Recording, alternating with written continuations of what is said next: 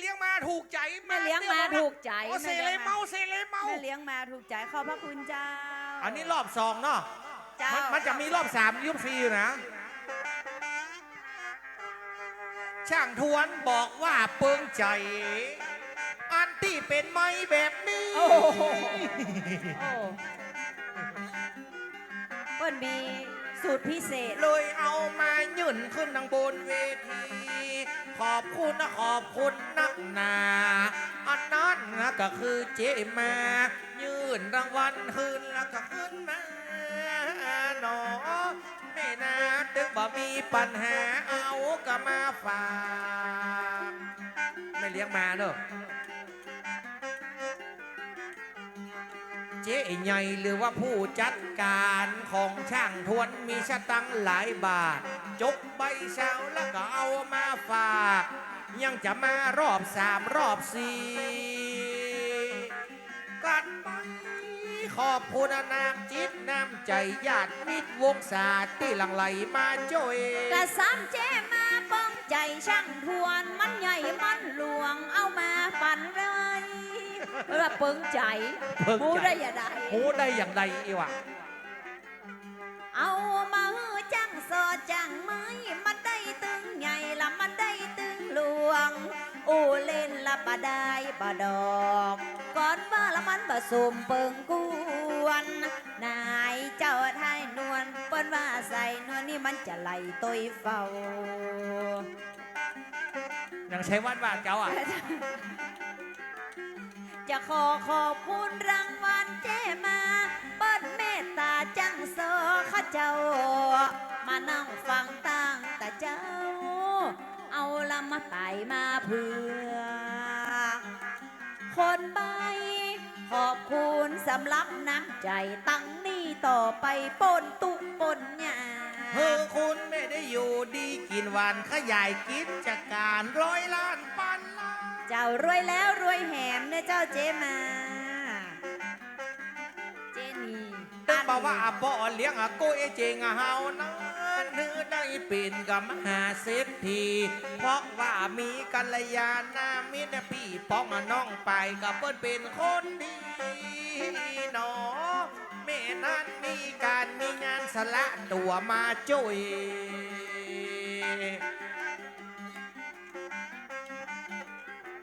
จักขอบคุณญาติมิตรวงศาวันนี้ได้สะสางล้างซ้อยด้านกสิมก็ได้มาช่วยปวนแก้วหันไผ่บาละบาความเป็นแล้วเจ้าในนิ้วเพราะมาเหลือกะไม่เอ้ยคนเดียวจำเป็นต้องช่วยกันตึงหมู่จะขอบคุณพี่น้องเอาอาคณะสถาที่มาร่วมวันนี้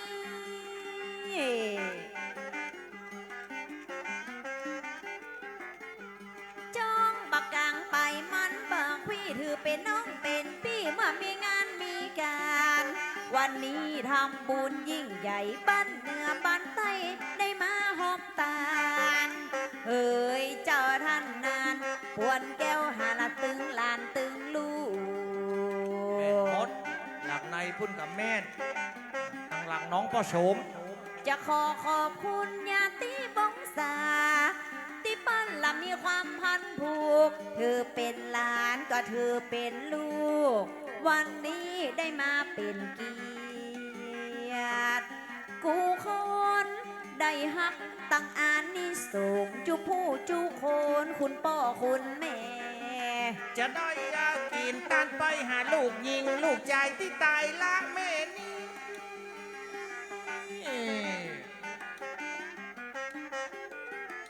กลับมาเข้ากลับมาป่าเกียมไว้อย่างดีบอกว่าเสื้อผ้าติดตัวโพสไปเผ่วตั้งหมอนผ้าห่มมีเป็นข้อก็เป็นคู่หนอเมนัวบ่หือมองหือมัวขอจงนำไปส่ง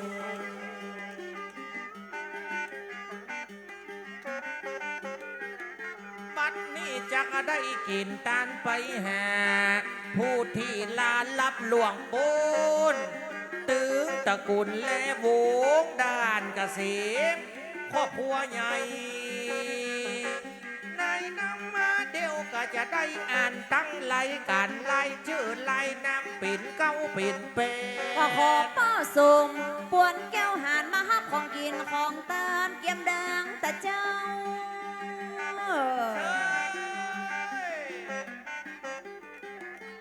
ป้าเลี้ยงควายเจ๋งนี่เป็นลูกเป็นเต้าเปิ้นให้เข้าเปิ้นก็ได้หอมของเพื่อจะได้อุทิศผู้เสียชีวิตมาแอวบ้านแอวจองนาเจ้าท่านบนสละเงินทอนจัดงานยิ่งใหญ่ สุดยอดเนี่ยลูกเบา เจ้า เป็นเสาหลักคือแม่เอ้ย กระป๋ออุ้ยวงป่วนแก้วหาดดวงวิญญาณน้องจะเจิญจนใดแม่อุ้ยสาไปอยู่ในท้ายเฮ้ออีแม่มาแอวฟังซอวันนี้บอกกำเปิงกำปอเสียงซอมีตื้อสองกู บอกอุ้ยแม่มอนไปอยู่ตั้งใดฮู้ปิกมาใจบ้านเฮาเฮียเจ้าเจ้า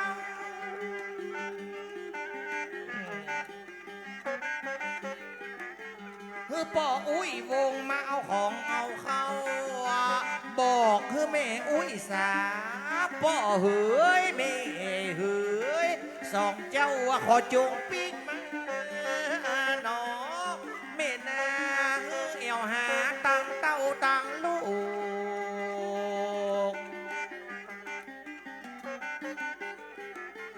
ก็เฮือมาใจขัวปลูกลูกฝางบ่เป้าบ่ขามบ่ม่วงเกยปลูกบ่เดียวมันออกหน่วยออกลูกเฮ้ยอีป้อปิกมาใจมาพอเพื่อนกันเฮือมาใจตึกบ่ม่วงบ่ขามเมื่อแต่ก่อนเคยฟังเคยปลูก สมัยแต่ก่อนอีป้อปลูกต้นมะขามเฮือมาแอวเจ้าเจ้า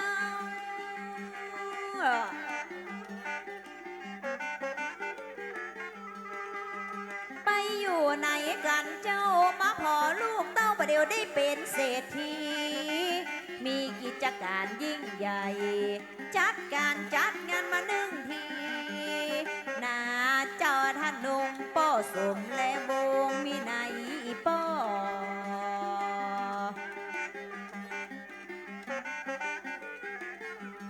จนแม่น้อยและป้อบุญมีดวงวิญญาณนี้จนได้เพื่อมาขอลูกหลานเอาไว้ วันนี้มากันเป็นหมู่กินตานบ่ฮู้ว่าไปสลามดวงวิญญาณขอปิกมาแอว จากไปไก่หูไก่ตาแสนอะไรหาเต้น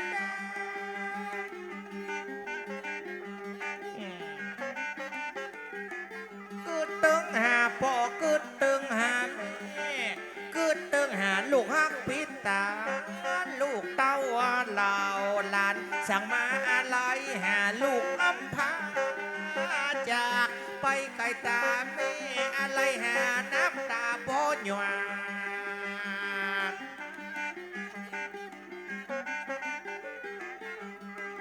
ลูกเจ้าละจะได้กินหยาขึ้นหอดตะกอนกินจินกินลาบ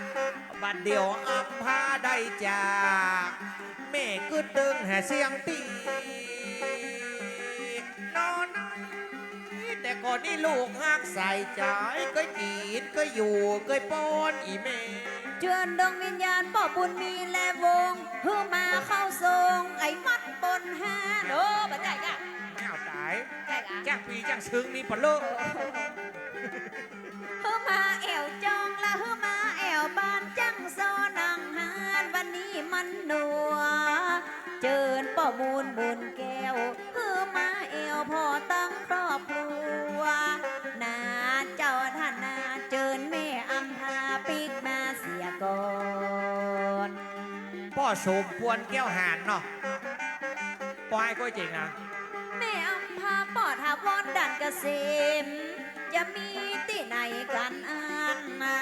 เพื่อมาก่อนนั้นมาฟังสอนและมาฟังปีนอนนายตั้งแต่ว่าอีแม่ได้ตายก็ตึงอะไรหาเต้าหาลู เด็ ก บอก บุตรกำแขนปังขวาเทวดากำแขนปังซ้าย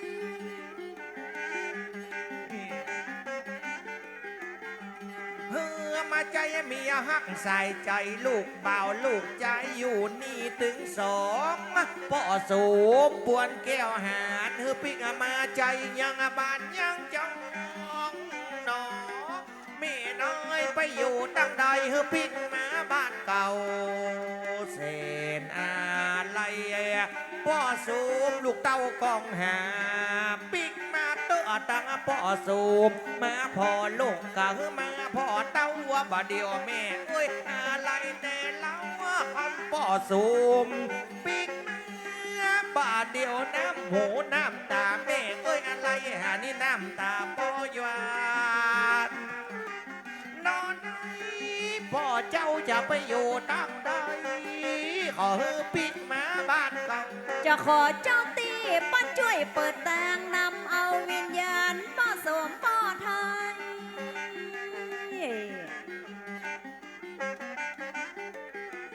ขอให้เจ้าตีก้อยโคตรก้อยคายเจิดเอาวิญญาณมากันวิญญาณป้อสูงแต่ตักเพื่อมาพอแฟนฮักคนงามเฮ้ยเจ้าท่านนั้นเคยอยู่ตัวกันเมื่อแต่เดิมแต่ก่อน ปิกมากินขาหมูแต่เจ้า เพื่อมาพอขี้ตีนขี้มือเคยยุบเคยถือเคยแป่งเคยสร้างบ่ว่าตีจองตีบ้านลองเข้ากะหลังจากใหญ่แหมกามเมื่อแต่ก่อนเมื่อแต่หลางเคยอยู่ด้วยกันเนี่ยนาฮือลูก กึดหอดเดือนสี่เดือนสามเกยเบรกเกยหามเข้าใส่รองหลังนี่ เผาข้าวหลามกินด้วยกันเนาะอีแม่เนาะ มากึดหอดเดือนเกี่ยงเดือนนี้เฮาเคยได้เบรกได้หามเคยอยู่นะเคยอยู่ตรงไปใจยังเขางามงามอีพ่อเคยเบรกอีแม่จ้อยหามยามเมื่อเฮาได้กินข้าวใหม่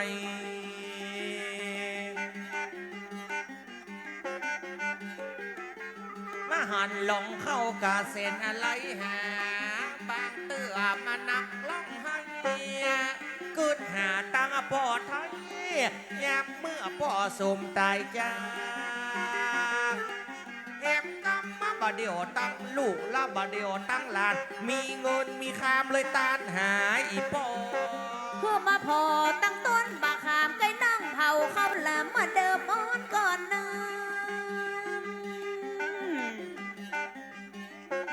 เป็นตานเข้าใหม่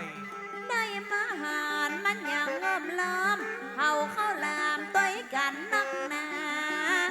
เผาบังเตือเอาเข้าจีลูกสามลูกสี่ป่อก็ได้มานาเจ้าท่านนาซ้ำเตือปิ้งป่าเอาปอนหือลูก ก็มาไต่ละต้งมาไต่ละนองตีปันตีจองเคยได้พันผูกตะก่อนโซะป่าเอาหือลูก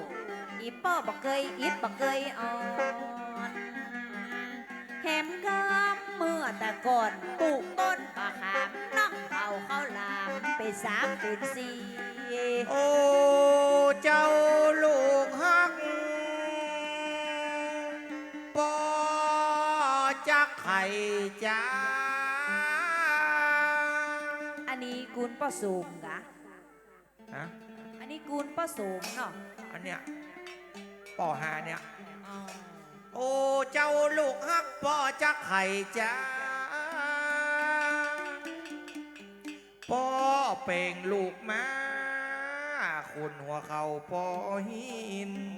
ป้อสูงกะ หาเนี่ยบืดเปียตั้งหลังบืดซ้ำต่างปีน โอ้ สินปอวันคอปอนั้นช่วยกันเป่งลูกขึ้นหลายๆครั้งเหงื่อจนปังย้อยสลีบุญปอบัดนักปอแห้งจะตายย้อน ย้อนหยังพอมันลอยแม่มันถึงจะแน่แหวนน่ะย้อนหยัง ฮะ ย้อนหยัง หึงพอหายยี่เขี้ยวเนี่ยอะ ก็อันหยังอ่ะ เหือโจรปังย้อยสลี เออ บุญป่อบัดนักป่อห้างจะไตย้อน ย้อนหยังอ่ะ ก็ไปยี่เขี้ยวมันมาได้ยินอ่ะจะไปหูได้อย่างไรอ่ะ ย้อนเฮงบ่มี อ๋อแล้วเนี่ยใด คือในป่อเนี่ยบดีแม่มึงก็เอาส้นตีนดีดโก น่ะมึงเต็งบัดแต่หรอกมึงบอกเอาอย่างพ่อสูงนี่เออ แปลงทีเดียวรวด7 คนเลย เอ เนาะ อมึงบัดเต็งหรอเปิงอ่ะกะ โอ้เจ้าลูกฮักพ่อจักไข่จ้าพ่อเป่งลูกมาพ่อเสียอินดาว พ่อสูงนะ เนี่ย เออ พ่อแม่ช่วยเป่งดึงมาเลงมาขับมาเจ้า หัวเข่าหมดแหงอ่อนล้าปากปอกกาบหัวนมป่อบิดก้นขึ้นฟ้า เปื้อเป่งไอ้ลาคนดี จับใส่บางคืนแหงป่อบ่มี แห้งพ่อบะหมี่แล้วพ่อเนี่ยใดแห้งบะหมี่แล้วมึงเนี่ยใดไอ้วัด จับใส่บางคืนแหงป่อบ่มี แห้งบะหมี่แล้วเนี่ยใดอีหยัง พ่อเลยชูบบุหรีแล้วนั่งเฝ้าหีจดแจ้ น่าสุดเออบะเป็นลาย ก็แห้งบะหมี่ก็ยังบอกเข้าไปนอนเหี่ยไม่ยันนั่งเฝ้ายิ่งอย่างหั่นเฮ้ย แห้งแห้งบ่มีฮะจะรับล่าฮะก็เสียดายอ่ะ เออ จะรับล่าฮะก็อะไรเห็นมันซะหน่อยอ่ะ เออแล้วจะมาปล่อยข้ามไปไหลสายปุ่น เมื่อวันนะมันอีดจ้ะ อืม เดี๋ยวเขารถ6 ล้อเดี๋ยวก็10 ล้อเดี๋ยวก็แมคโครอ่ะ หยัง เนี่ยการกะ อ๋อ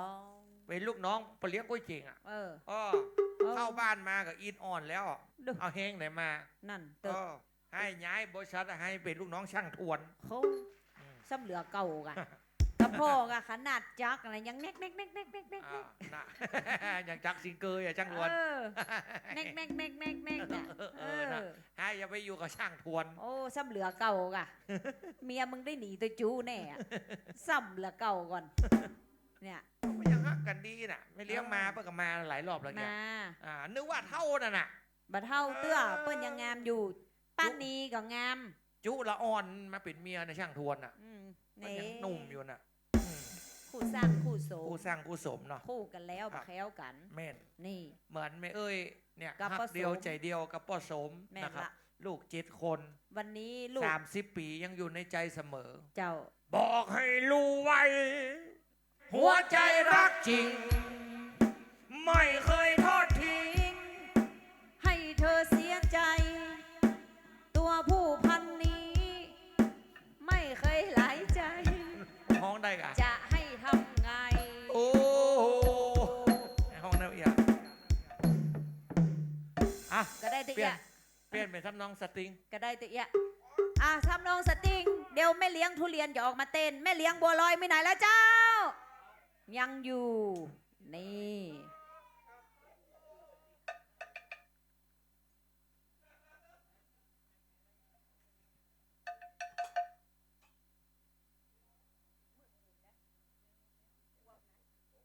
บอกมีอะไม่มีของในคอมไอ้มีเนอะ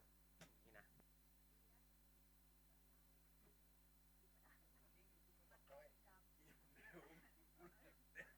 มันมีในคอมไอ้มีนี่นะเป็น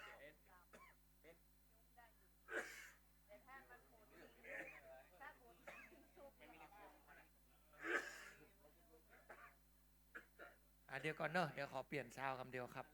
เขาจะขยับมา